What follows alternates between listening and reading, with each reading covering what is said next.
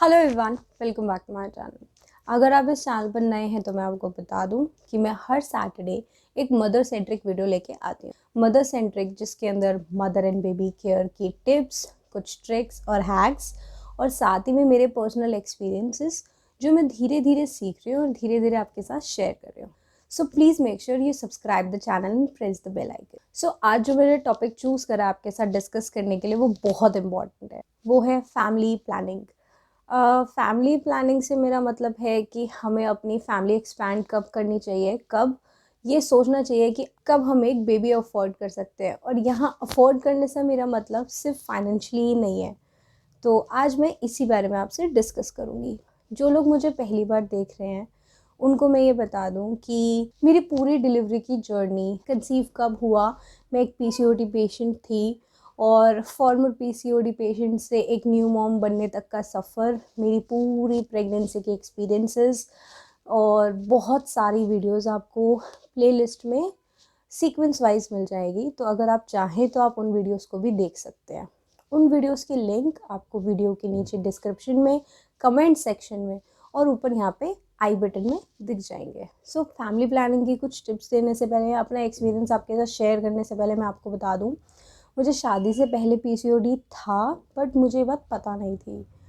आप वीडियो देखेंगे बहुत टाइम लग जाएगा, इसलिए मैं आपको थोड़ा ब्रीफ कर देती हूँ। डिटेल वीडियोस आप वो देख सकते। जब मेरी टीनेज शुरू हुई और मेरे को पीरियड स्टार्ट हुए तो मेरे पीरियड्स हमेशा इरेगुलर रहते थे। मेरे डॉक्टर्स से, जो फैमिली डॉक्टर्स होती हैं, उन्होंने कहा ये तुम्हारा जेनेटिक प्रॉब्लम है और एक जनरेशन को छोड़ के दूसरी को होता है। जैसे मेरी मदर को, मेरी मासी की लड़की को, मुझे, हमारी फैमिली में हम 3 जनों को ये चीज़ है और कॉमन है, कोई दिक्कत नहीं है। शादी के बाद मुझे पीसीओडी डायग्नोस हुआ। मैं फिर बता दूँ, ये पूरी डिटेल वीडियो आपको इस वीडियो में मिल जाएगी। अभी तो मैं बहुत जल्दी जल्दी बता रही हूँ क्योंकि वही बातें रिपीट मैं बार बार नहीं कर पाऊँगी। शादी के बाद मुझे पीसीओडी डायग्नोस हुआ। मैंने नेचुरोपैथी का कोर्स करा हुआ है, इसलिए मुझे आयुर्वेदिक ट्रीटमेंट पे ज़्यादा भरोसा है। तो हम लोग समालखा में एक सेंटर है, वहाँ पे हफ्ते के लिए अपनी बॉडी डिटॉक्सिफिकेशन के लिए गए। मैं अपनी नंद के साथ गई थी। ऑल्दो तब तक मुझे पता नहीं था कि मुझे पीसीओडी है। हम तो सिर्फ अपना स्लिमिंग के पर्पज़ से गए थे। उसके साथ साथ मेरा पीसीओडी भी रिवर्स हो गया। तब तक हमें ये बात पता नहीं थी कि मेरे को पीसीओडी थोड़ा सा बॉर्डर लाइन पे हो चुका है। हम गए, हमारा रिवर्स हो गया। मेरी पहले की रिपोर्ट्स, बाद की रिपोर्ट्स, आपको सारी डिटेल इस वीडियो में मिल जाएगी। मेरी कंसीविंग में भी थोड़ा सा हमेशा कंफ्यूज सा रहा है। मेरे कंसीविंग में 3 हफ्ते का गैप रहा है, वो आपको इस वीडियो में मिल जाएगा पूरा डिटेल उसका। कि मेरे जो पीरियड्स आए थे उसके अकॉर्डिंग जब मुझे पता चला था तब मेरे 9 हफ्ते हो जाने चाहिए थे कंसीव करने के बाद के, और मुझे हुए थे 6 हफ्ते। तो अभी तक मेरे बेबी की जिसे एक्सपेक्टेड डेट ऑफ डिलीवरी बोलते हैं, उसमें 3 हफ्ते का गैप है। मेरी हर रिपोर्ट में मेरी एक्सपेक्टेड डेट ऑफ डिलीवरी अलग आती थी और इस चक्कर में हम स्टार्टिंग से बहुत कंफ्यूज रहे। अब मेरा 3rd ट्राइमेस्टर यानी 9वां महीना चल रहा है। डॉक्टर्स के अकॉर्डिंग मेरी जो एक्सपेक्टेड डेट ऑफ डिलीवरी है वो होनी चाहिए 21 जनवरी, जो वो अल्ट्रासाउंड के बेसिस पे निकालते हैं। उस हिसाब से मेरा 8वां महीना चल रहा है। पर जो मेरे पीरियड्स में 3 हफ्ते का गैप रहा है और कंसीविंग में 3 हफ्ते का गैप रहा है, उस हिसाब से मेरी 29 दिसंबर में, 29 तक की डेट तक की मेरे 40 वीक्स पूरे हो जाएंगे। क्योंकि 3 हफ्ते का गैप है, इसलिए डॉक्टर्स लगातार मुझे मॉनिटर कर रहे हैं। मेरे डॉक्टर का एक्सपीरियंस, मैंने कितने डॉक्टर बदले अपनी पूरे 9 महीने की जर्नी में, 8 महीने की जर्नी में, उन सब चीज़ों के आपको detail video A to Z सब मिल जाएगी। अभी अगर आप मुझे पहली बार देख रहे होंगे या वीडियो पहली बार देख रहे होंगे मेरी, तो आपको शायद इतना अच्छे से समझ नहीं आएगा। इसलिए मैं आपको बार बार बोल रही हूँ, मेरी पूरी जर्नी देखने के लिए और उसमें जो मैंने गलतियाँ की वो आप ना करें, इस प्लेलिस्ट को रेफ़र करिएगा। अभी मुझे कुछ दिन पहले पता चला है कि मेरे लिवर में एक प्रॉब्लम हो गई है, क्योंकि मुझे पिछले साल जॉन्डिस भी था। मुझे ये लग रहा था कि इस वजह से, मेरी शादी को 2 साल हुए हैं, पहले साल मुझे जॉन्डिस हो गया, दूसरे साल मैंने कंसीव कर लिया। जॉन्डिस की वजह से मेरा लिवर वीक था और अब मैंने बिना रिकवरी हुए मेरे लिवर की कंसीव कर लिया।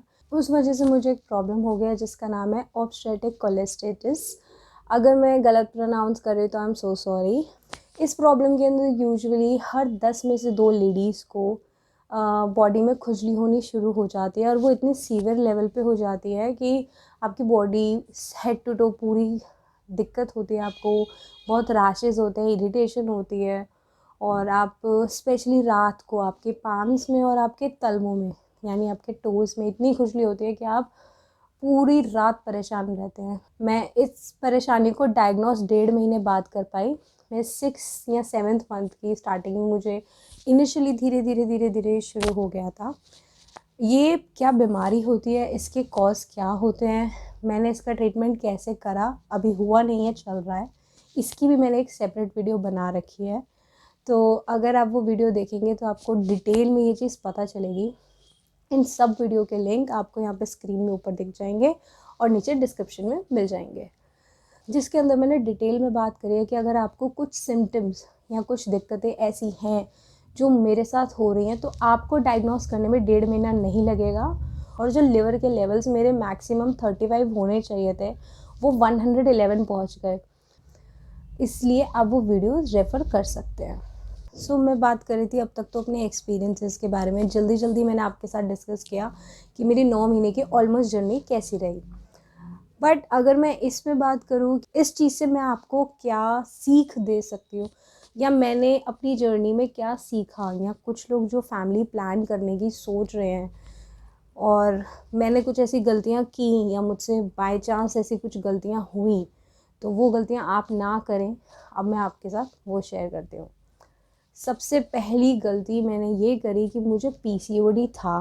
पीसीओडी होने के बाद मेरी पीसीओडी की स्टोरी वाली वीडियो में आपको पूरे डिटेल में पता चल जाएगा कि मेरी गायने से कैसे बात हुई थी। उन्होंने मुझे कॉन्ट्रासेप्टिक पिल्स पे डाला था। मैंने आपको बताया कि मैं नेचुरोपैथ स्टूडेंट हूँ तो मेरे को एलोपैथी पे ज़्यादा ट्रस्ट नहीं है।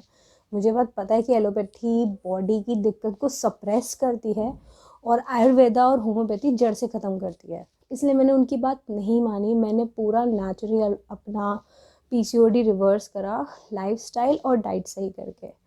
पीसीओडी रिवर्स नहीं होता, ये मेरा एक बहुत बड़ा मिथ था। कहीं ना कहीं पीसीओडी रिवर्स करने के बाद, जैसे कि मैंने आपको पहले भी बताया कि मेरी शादी को भी प्रॉपर्ली 2 साल नहीं हुए हैं। 28 फ़ेब को मेरी एनिवर्सरी होती है। मुझे नहीं पता ये 28 को भी पता नहीं वीडियो डल रही होगी। 28 फ़ेब 2021 को मेरा दूसरा साल पूरा होगा और उससे पहले मेरा बेबी मेरे पास होगा। आज डेट है 24 दिसंबर। सो मुझे जहाँ तक लगता है जो मुझसे गलती हुई कि मैंने अपनी बॉडी को रिकवर होने का टाइम नहीं दिया। अगर आपको शुगर, थायराइड, बीपी या पीसीओडी या ऐसी कोई भी प्रॉब्लम है जो क्रॉनिक बन सकती है, अभी नहीं है पर बन सकती है, तो मेरा सजेशन सबसे पहला यही रहेगा, मुझसे जो गलती हुई वो आप मत करिएगा। पहले अपनी बॉडी की कोई भी प्रॉब्लम है उसे रिवर्स करिए, फिर कंसीव करने के बारे में सोचिएगा, चाहे आपको उसके लिए 1 साल लग जाए या 2 साल लग जाए। पीसीओडी की वजह से कहीं ना कहीं मुझे लगता है कि जो मेरी प्रेगनेंसी में 3 हफ्ते का गैप है वो आया है और अब इसका किसी डॉक्टर के पास कोई जवाब नहीं है कि ऐसा क्यों हुआ। तो मैं आपसे रिक्वेस्ट करूँगी जो भी ये वीडियो देख रहा है और फैमिली प्लान करने की सोच रहा है, सो वो लोग इस चीज़ का बहुत ध्यान रखें, स्पेशली लेडीज़। हमको अपने अंदर अपना बेबी कैरी करना होता है तो आपकी हेल्थ बहुत इंपॉर्टेंट है आपके बच्चे की हेल्थ के लिए और आपकी जर्नी स्मूथ बनाने के लिए।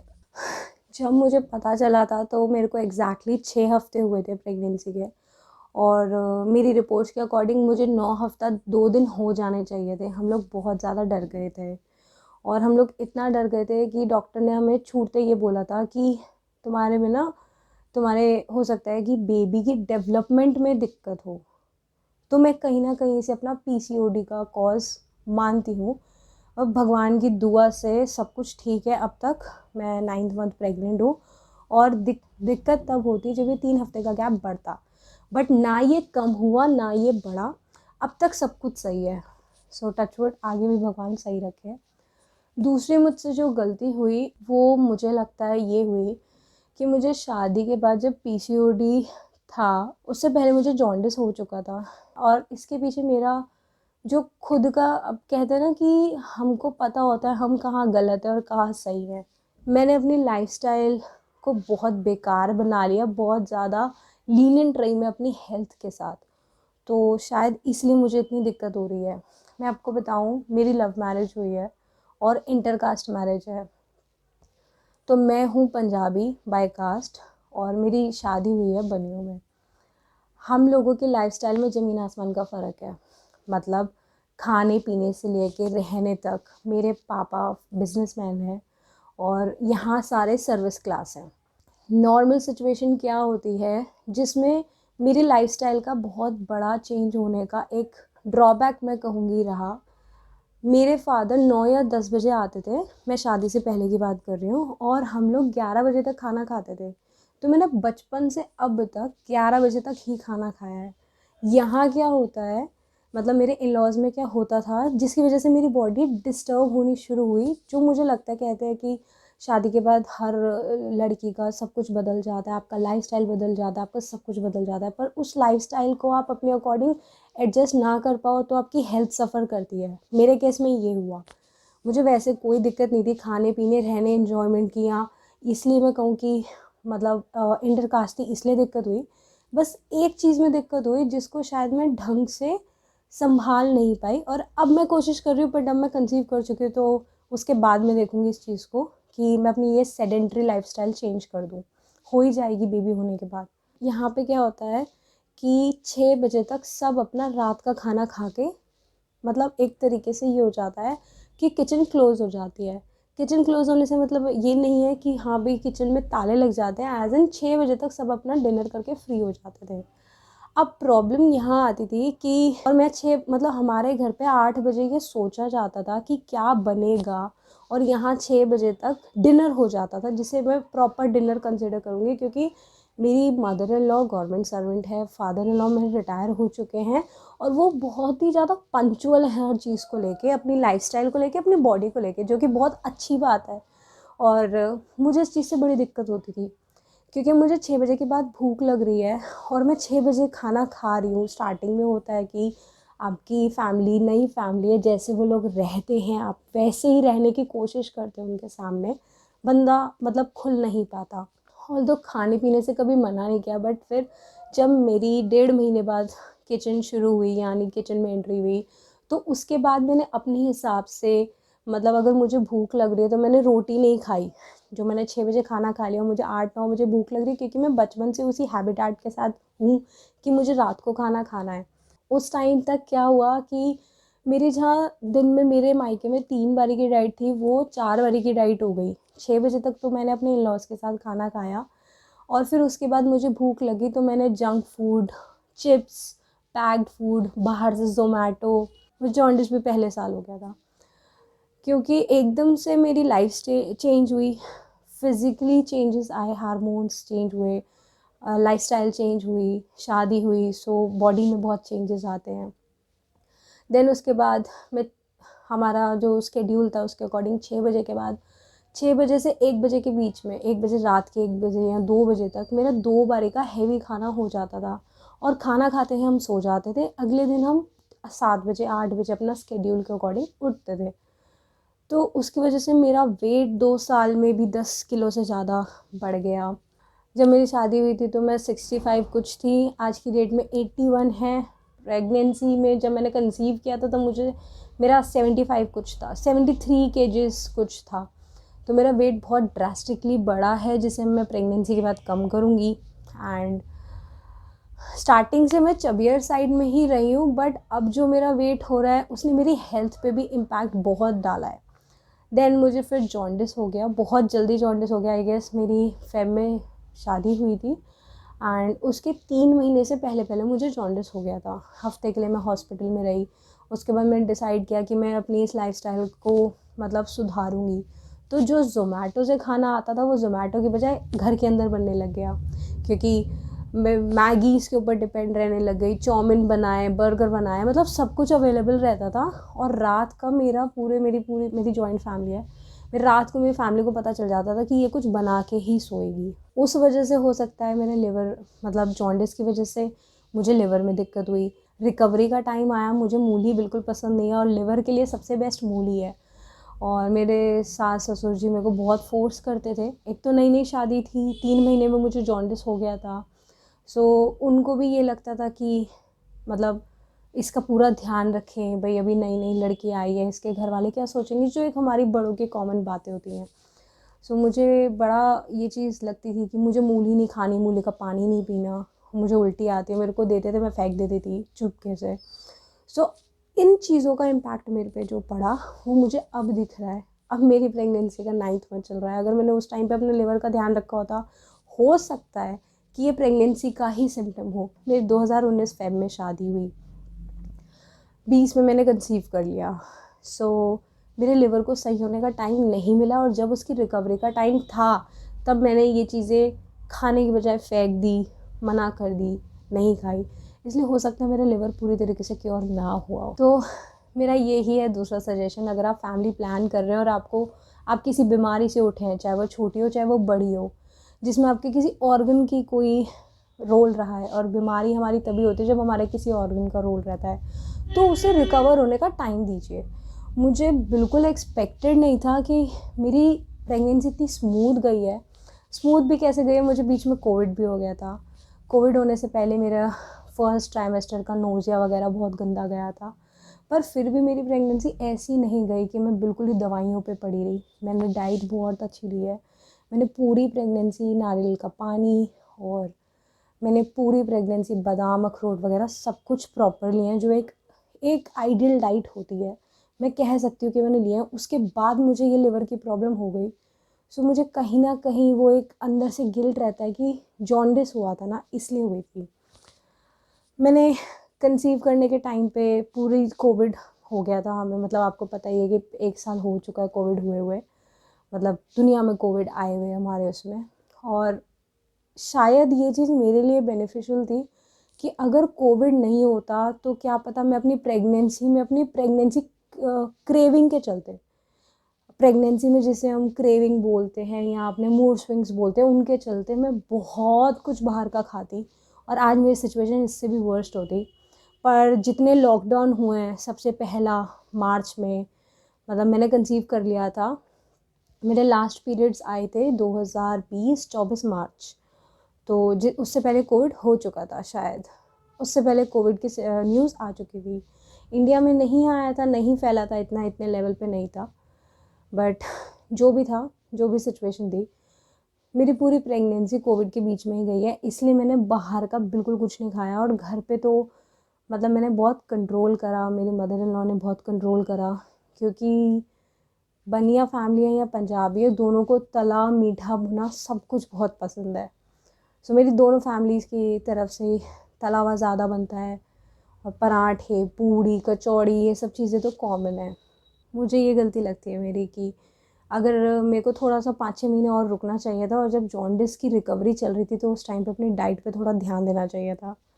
सो अगर आपको भी कोई ऐसी डिज़ीज़ हुई है तो अपनी पहले बॉडी को अच्छे से प्रिपेयर करिए, चाहे आपको एलोपैथी खानी पड़े, चाहे चाहे नेचुरोपैथी के ट्रीटमेंट लेने पड़े। अब मैं एलोपैथी अवॉइड करी उस टाइम पे, तो अब मेरी दिन की इतनी डोज हो गई कि मैं पूरे पूरे दिन लेटी रहती हूँ, सो ही रहती हूँ, बेहोश टाइप की। अब मेरे को जो ये लिवर की प्रॉब्लम हुई है, उस वजह से मेरे सी सेक्शन तक बात पहुँच गई है। सो इसलिए अगर कोई वीडियो देख रहा है तो आप फैमिली प्लान करने से पहले बहुत इम्पॉर्टेंट है कि आप अपने आप को फिज़िकली कैपेबल रखें। डॉक्टर के पास जाइए, अपने सारे बॉडी चेकअप कराइए, और चाहे उसमें आपका हीमोग्लोबिन भी कम है ना, तो उसके ऊपर भी ध्यान दीजिए, फिर कंसीव करने के बारे में सोचिएगा। नहीं तो बाद में अल्टीमेटली आपको दिक्कत होगी। डॉक्टर के लिए तो आप तब भी वैसे ही पेशेंट रहेंगे, वो आपको दवाई देंगे और तब भी वैसे ही पेशेंट रहेंगे। मुझे तीसरा लगता है, जो कि अब कोविड की सिचुएशन ना होती तो शायद मैं ये पॉइंट इंक्लूड ना करती, क्योंकि टचवुड मेरे हस्बैंड अच्छी खासी सैलरी अर्न कर रहे हैं, मेरी mother in law government servant है। सो इस चीज़ की मेरे को मतलब जो फाइनेंशियल टर्म्स आता है उसकी दिक्कत नहीं हुई। बट जैसे कि कोविड की सिचुएशन हुई, उसने बिल्कुल दुनिया बदल के रख दी। अगर आप ये बात सोचो कि आपको फैमिली स्टार्ट करनी है, तो बहुत लोग होते हैं जो कपल्स अलग रहते हैं, जिनके पास किसी भी तरीके का कोई सपोर्ट नहीं होता, जो उनकी खुद की इनकम होती है, बस वही उनका सोर्स होता है। तो मैं आप लोगों को सजेस्ट करूँगी, सिर्फ प्रेगनेंसी के लिए नहीं, अब जैसे ये इमरजेंसी हुई, एकदम से लॉकडाउन हो गया, रातों रात बिजनेसेस बंद हुए हैं, बहुत लोगों को जॉब से निकाल दिया, बहुत लोग बेघर हो गए, बहुत लोगों के साथ बहुत कुछ गलत हुआ, कितनों की डेथ हो गई। अगर आप फैमिली प्लान कर रहे हैं, जैसे मेरी तो प्रेगनेंसी हुई ही कोविड के बीच में है, सो मुझे एक चीज़ समझ आई कि हमारे पास फाइनेंशियल बैकअप बहुत सही होना चाहिए, क्योंकि हमें नहीं पता किसके साथ क्या सिचुएशन हो जाए। हमें नहीं पता, हमें कोविड होके गुज़रा, हम सब कोविड पॉजिटिव थे, इंक्लूडिंग मैं भी प्रेगनेंसी के बीच में।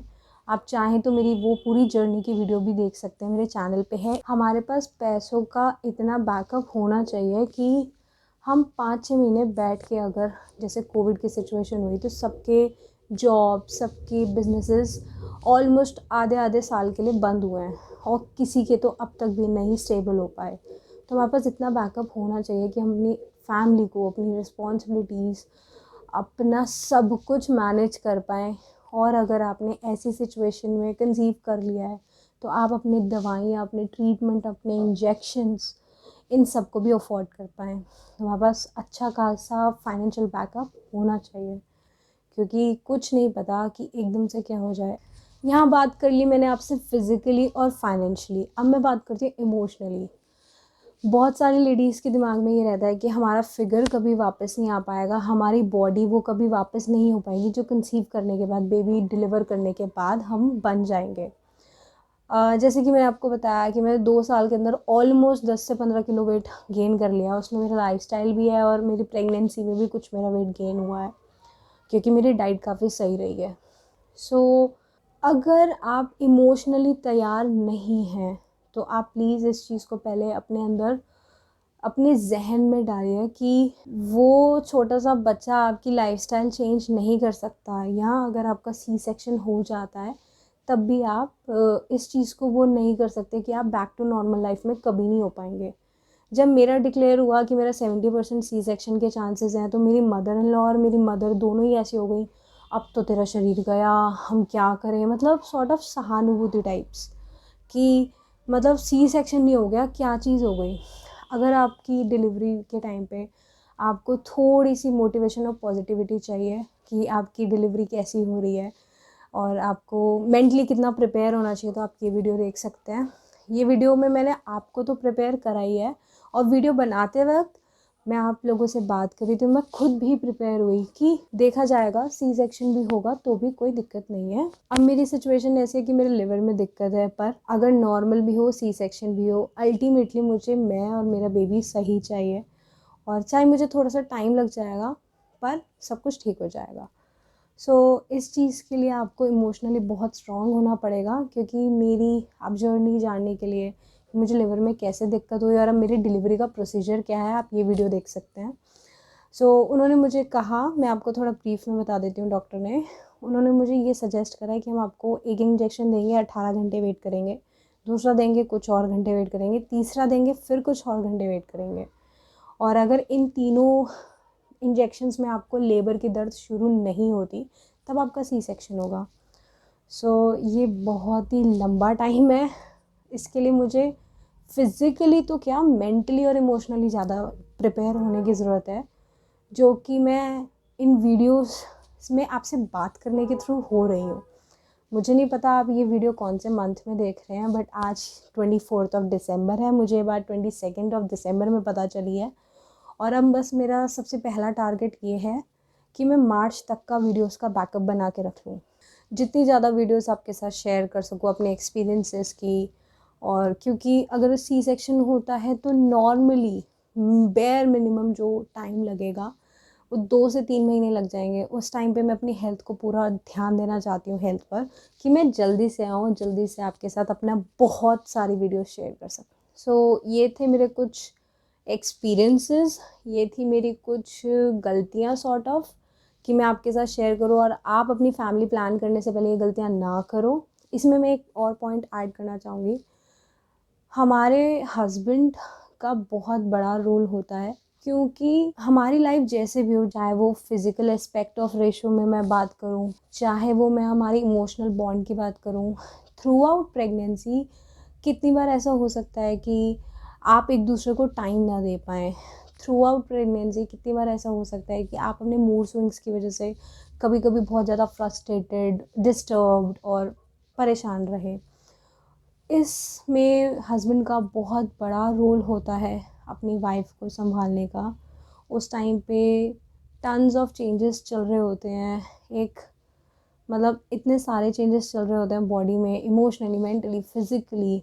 कंसीव करने से पहले आप दोनों बैठिए, बात करिए फैमिली प्लान करने से पहले कि हमारी लाइफ पूरी तरीके से चेंज हो जाएगी कुछ टाइम तक, यानी मैं आपको कुछ टाइम तक टाइम भी नहीं दे पाऊँगी। मैं बहुत फॉर्चुनेट हूँ इस मामले में कि मेरे हस्बैंड मैंने बहुत सपोर्ट करा थ्रू आउट माई प्रेगनेंसी, अभी भी करते हैं, हमेशा ही करते हैं। मैं 7 साल से जानती हूँ गौरव को, हमारी शादी को 2 साल हुए हैं। हमारी अंडरस्टैंडिंग काफ़ी अच्छी है, मतलब मुझे कभी किसी चीज़ की ऐसे कमी फ़ील नहीं हुई कि गौरव ने किसी भी मोड़ पे मेरा साथ ना दिया हो, जब हम रिलेशनशिप में थे तब भी, और आज मैं मम्मी बनने वाली हूँ तब भी। फिर भी बहुत सारे चेंजेस होते हैं। हमने ये चीज़ कभी डिस्कस नहीं की क्योंकि कभी इस बारे में इतना डीपली सोचा नहीं। बट अब जैसे कभी ऐसा होता है कि हम लोग मूवीज़ भी देखते थे, कोविड में हम साथ ही रहे हैं। मेरी पूरी प्रेगनेंसी में मैं फॉर्चुनेट कहूँगी अपने आप को कि कोविड की वजह से गौरव पूरे टाइम साथ रहे हैं, क्योंकि वो एक टीचर हैं और जैसे कि आपको पता है एजुकेशन इंडस्ट्री 1 साल से पूरी बंद है। वो पूरे तरीके से मेरे साथ रहे हैं, मेरी पूरी जर्नी उन्होंने एक्सपीरियंस करी है। नहीं तो यूजुअली होता है, अगर नॉर्मल सिचुएशन होती तो अपना 9 to 5 जॉब करते, अपना जॉब से अपना वापस आते, रात को टाइम मिलता, फिर इंसान थक के सो जाता है, बाहर से आता है। तो मैं बहुत पॉजिटिव मैनर में देख रही हूँ कि ऑल्दो कोविड था, मजबूरी थी, पर गौरव हर कदम में मेरे साथ रहे, हर चेंज एक्सपीरियंस करा उन्होंने मेरे साथ। मेरी प्रेगनेंसी इतनी स्मूथ नहीं भी थी, पर इमोशनली बहुत सपोर्ट करा है। बीच में जब कोविड हो गया था उस टाइम पे भी, उसके बाद भी, उससे पहले भी। आपका अगर कोई मेल ये वीडियो देख रहा है और आपकी वाइफ प्रेग्नेंट है, प्लीज़ आपके इमोशनल सपोर्ट की बहुत ज़्यादा ज़रूरत होती है उस टाइम पे। अगर आपको लगता है कि किसी आपके फ्रेंड को वीडियो शेयर करनी चाहिए तो ज़रूर करिए। मेरे चैनल को लाइक, शेयर और सब्सक्राइब करिए। आज के लिए बस इतना ही। मैं मिलती हूँ आपसे नेक्स्ट सैटरडे। तब तक के लिए थैंक यू सो मच। और मेरी इन बातों का, इन गलतियों से अगर आपको कुछ सीखने को मिलता है तो प्लीज़ मेरे साथ कमेंट सेक्शन में ज़रूर शेयर कीजिएगा। मुझे बहुत ज़्यादा खुशी होती है जब मैं आप लोगों के कमेंट्स का जवाब देती हूँ। Thank you so much.